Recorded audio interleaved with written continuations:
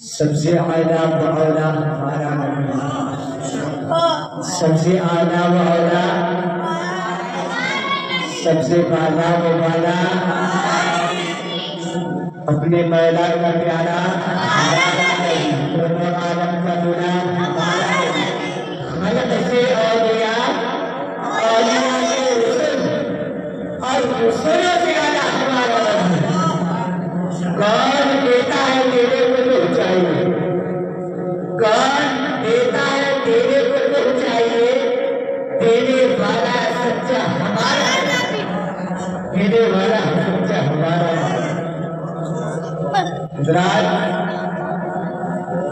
जब आका करीम इस तारीख खाने में तशरीफ लाए,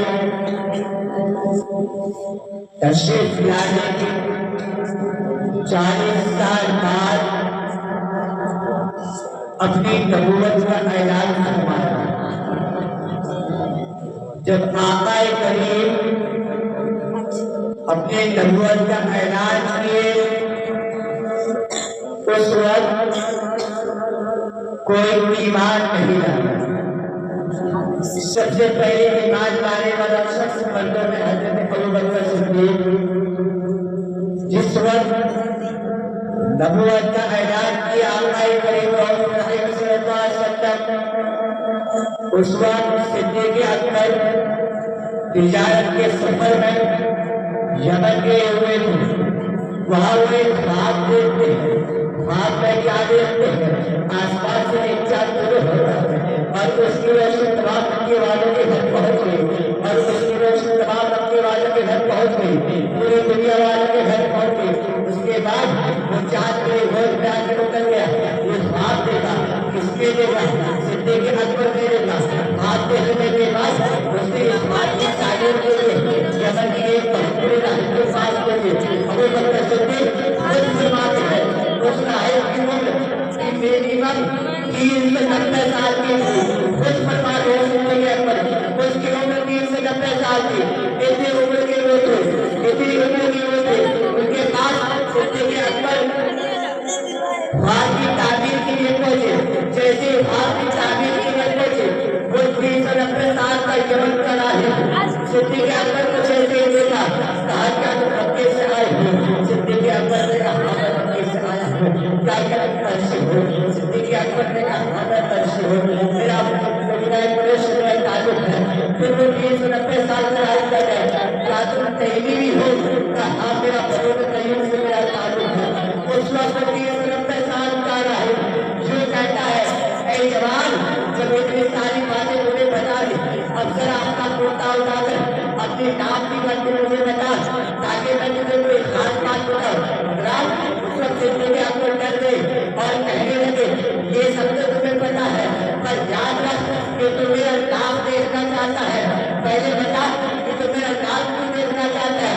उस वक्त 3 से 90 साल का राहिब पिता जो कहता है, ऐ जवान, मैंने जो आखिरी नबी की निशानी आसमानी किताबों पर लिखी, उसका टाइम आ गया है। अब तक वो जाहिर होने वाला है या हो चुका है। अगर तेरे नाम के नीचे भी है तो वही है जिसका तो यारे राज है, जिसका तो वजीर है, उसका तो खलीफा अव्वल है।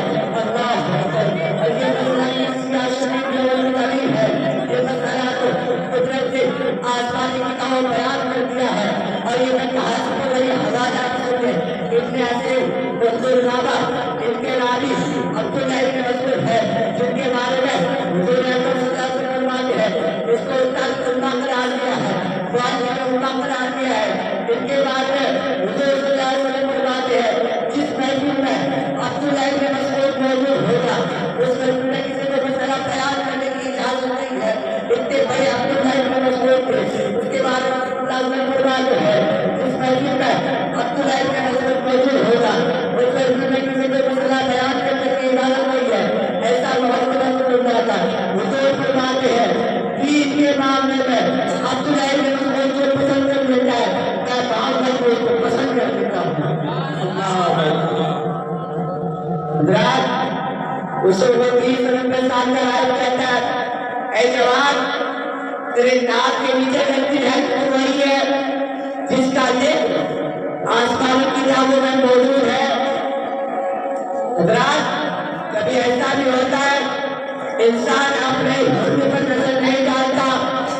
अभी सिद्दीक़ अकबर ने खुद नहीं देखा था कि उसके नाक के नीचे दिल है या नहीं। जैसे उन्होंने कुर्ता उठाया तो देखा नाक के नीचे दिल है। तो 390 साल का बुढ़ा आदमी कहता है, ऐ जवान, सच कबूल करने में देर मत करना। वो जो आखिरी नबी ज़ाहिर होने वाला है उसका टाइम आ गया है। अब तक वो ज़ाहिर होने वाला है या हो चुका है। अब जा मक्का और हक कबूल कर लेना। जब इतनी सच्चाई इतनी देगी मुतासिर हुए सिद्दीक़ अकबर कहने लगे, ए राहिब, अब मेरे फारसा में ताबीर बयान कर दे। उस वक्त 390 साल का आदमी कहता है, ए जवान, ये फारसी की ताबीर यही है जो तो आसमान में चांद देखा वो कोई और नहीं कहता वो रिसालत है और उसकी रोशनी तमाम दुनिया में शर्त पर में फैल जाएगी। और वो जो चांद तेरी गोद में आके उतर रहा था वो कोई और नहीं, आखिरी नबी एक दिन तेरे गोद में सदन के आराम करेगा। जमीन का सुना मक्के के सफर के लिए तैयार हो गए। कुछ लोग 390 साल का हाल कहता है, ऐ जवान, मक्का मुकर्रमा चाहते रहा है, लेकिन सुन उस आखिरी नबी की शान में मैंने अज्ञात की शक्ल में नाज़िल रखी है तो उन तक जाके पहुंचा देना। अगर वो कबूल कर ले तो मेरा बेड़ा पार हो जाएगा। सिद्दीक़ अकबर ने पर्चा लिया, वो पर्चा जैसा भी होगा। सिद्दीक़ अकबर ने पर्चा लिया। पर्चा लेने के बाद मक्का मुकर्रमा में पहुंचे।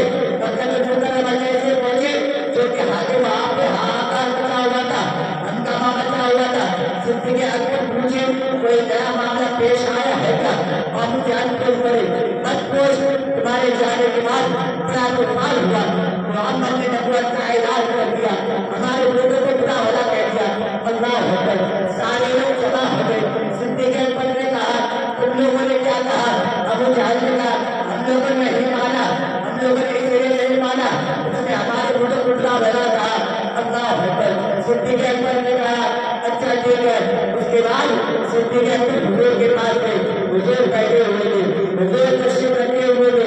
अभी सिद्दीक़ अकबर दोस्ती की लेकर बात कर रहे हैं क्योंकि अभी ईमान नहीं लाएगी। कह रहे हैं, एक मोहम्मद मुझे ये क्या कर दिया? अल्लाह हुजूर उस पर फरमा रहे हैं, हुजूर फरमाते हैं, अल्लाह ने मुझे नबी बनाया है। तो सिद्दीक़ अकबर कहता है, हमने सुना है जो नबी होता है उसके पास मौजज़ा भी होता है, हमारे पास में कोई मौजज़ा होगा ना? अल्लाह अकबर। उस वक्त नबी मुस्कुराते हैं और मुस्कुरा करके कहने लगते हैं, ए अबू बकर सिद्दीक़, वो यमन के जो राहिब 390 साल का राहिब था जो मेरी नाज़िल की है वो नाज़िला और जो मुझे ख्वाब देखा था वो ख्वाब नहीं मेरा मौजूदा था। अल्लाह अकबर। इतना सुना सिद्दीक़ अकबर कदम पकड़ा और कहा, मोहम्मद रसूलुल्लाह, मोहम्मद अल्लाह के रसूल। रब्बुल खालिक़ कायनात कुरान मजीद में इरशाद फरमाया, वमा अर्सलनाका इल्ला रहमतल लिल आलमीन। ऐ माबूद, हमने आपको सारे जहान के लिए रहमत बनाकर भेजा। हुजूर की रहमत का क्या कहना?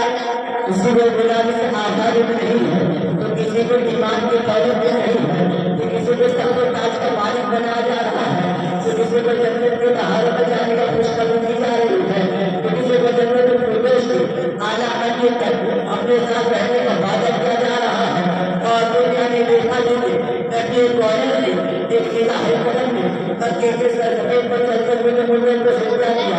सिर्फ जिंदगी ही नहीं बख्शी बल्कि हज़रत उमर फारूक को जलालत, हज़रत सिद्दीक़ अकबर को सदाकत, हज़रत उस्मान गनी को सखावत, हज़रत अली को सजाद और तमाम सहाबाए किराम को सदाकत व इमामत का ऐसा नमूना बना दिया उसकी मिसाल दुनिया पेश नहीं कर सकती। इसीलिए तो शान फरमाता है, जब तक मुझे ना थी कोई पूछता न था, जब तक मुझे ना थी कोई पूछता न था, तुमने खरीद कर मुझे अनमोल कर दिया, तुमने खरीद कर मुझे अनमोल कर दिया। हज़रात, जब भी हुजूर ने ये देखा कि मुसलमानों की तादाद बढ़ती चली जा रही है। आखिर मुसलमानों को कैसे रोका जाए? मुसलमानों के बढ़ती तादाद को कैसे रोका जाए? आखिर मुसलमानों के तादाद को कैसे रोका जाए? मुसलमानों को नबी की तालीम से कैसे रोका जाए? कुरान की तालीम से कैसे रोका जाए? मुझे लोगों ने कहा हमारे पास ताकत है, हम अपनी ताकत के लोगों से मुसलमानों को रोक देंगे। लोगों ने कहा नहीं, ये तुम्हारी गलत सोच है, इसलिए ये तुम्हें मालूम नहीं है। पूरी दुनिया में अगर किसी इंसान के पास कोई अच्छी इस्लाम है तो मुसलमानों के पैगंबर के पास है, जिसे मोहम्मद रसूलुल्लाह कहते हैं। और पूरी दुनिया में अगर कोई अच्छी किताब, धार्मिक किताब, जिस किताब में माली लोग से लेकर के कब्र के लोग तक के तफसीर देखे गए हैं, अगर वो किताब किसी के पास है तो मुसलमानों के पास है, जिसे कुरान अजीम कहती है।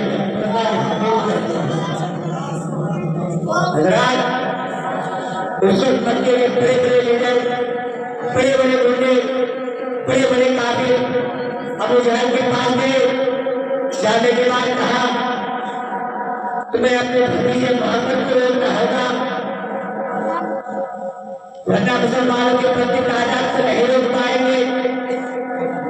उस वक्त अबू जहल अपने जो हबीबे अपनी के बाद खत भेजता है, खत में लिखता है ये खत जैसे तुम्हारे पास पहुंचे फौरन मक्के के जमीन पर आ जाना, मक्के की सरहद पर आ जाना। ये खत जैसे ही अपने पास हबीबे अपनी के पास पहुंचे, हबीबे अपनी ने शब्द शुरू किया। शुरू करने के बाद मक्के की सरहद पर आए। आने के बाद अबू जहल से बात किया, क्या बात है, क्या बात है, किसने बुलाए हो? उसे अबू जहल का उसके मतलब भतीजा लगता है, लेकिन बातें बड़ी अजीब लगता है। कहता है कि खुदा है तब हम सबको मरना भी है, और मरने के बाद हमने अपने आवाज का हिसाब का भी देना है। हबीबे अबू जहल कह रहा है क्या ऐसा हो सकता है? इंसान मरने के बाद दोबारा जिंदा हो सकता है? अब हबीबे अपनी का जवाब सुनो। हबीबे अपनी ईमान नहीं लाएगा, लेकिन वो बड़े इंसान थे। वो अबू जहल से यूं कहता है जब कुछ ना था तब पैदा कर दिया, अगर मरने के बाद तुम्हारा जिंदा करे तो कौन सी बड़ी बात है? अल्लाह का सुना। सुनने के बाद अबू जहल कहा मेरे नबी की शान पर हाजिर कर, मोहम्मद की शान पर हाजिर कर। जब इतना सुना हबीबे ने कहा मुझे मोहम्मद अली से बात कराओ, उससे मुलाकात कराओ। अबू जहल का बात ही बात मसला है, जो एक बार उससे बात कर ले मुझे क्या हो जाता है? अभी अबू जहल ईमान भी नहीं लाए हैं, बहुत बड़े काफिर थे। उनका अकीदा ये है जो एक बार बात कर लेता उसी का हो जाता है। अल्लाह अभी मेरे ने कहा अगर बात नहीं कराओगे तो बेटे फर्क नहीं होगा, सॉल्यूशन नहीं होगा, बेटे बात करानी पड़ेगी। अल्लाह जब इस रात में इकरार किए जा रहे हैं, इस रात में मस्जिद बंद कर गए, इस रात में मस्जिद भारी हो गए, तब अबू जहल ने कहा अच्छा ठीक है एक मुलाकात करा देता हूँ। मुलाकात कराने के लिए मोहम्मद अली के पास खबर पहुंचाई, तुम्हें मुलाकात के लिए बुलाया है। और बुलाया है अबू जहल, बुलाया है अपने घर में। और ये बड़े बड़े लीडर, मक्के के बड़े बड़े काफिर सब मौजूद है और सबकी नजर बनानी है। अगर मोहम्मद अली आए तो कोई खिलाफत हो जाता, सुना की ताजीम के लिए खड़ा हो जाता है। आज कोई खिलाफत हो जाना ताकि उसे अपनी औकात का पता चले, उसकी ताजीम के लिए, इज्जत के लिए खिलाफत हो जाना। अल्लाह रब्बे खालिक़े कायनात में जिब्राइल अलैहिस्सलाम से फरमाए जिब्राइल ने कहा अच्छी रब्बे खालिक़े कायनात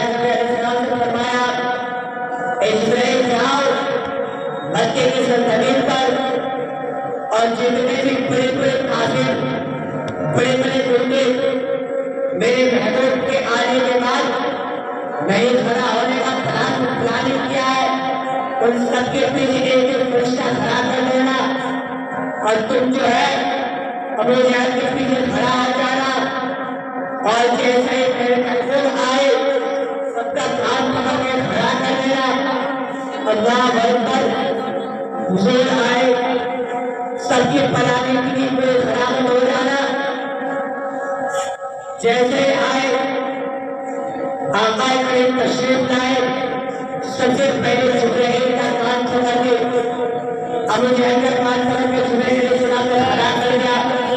सब ऑटोमेटिक खड़ा हो गया, एक दूसरे को गोली मारने में तो खड़ा भी हो गया, कहता मुझे खुद नहीं पता था कैसे खड़ा हो गया।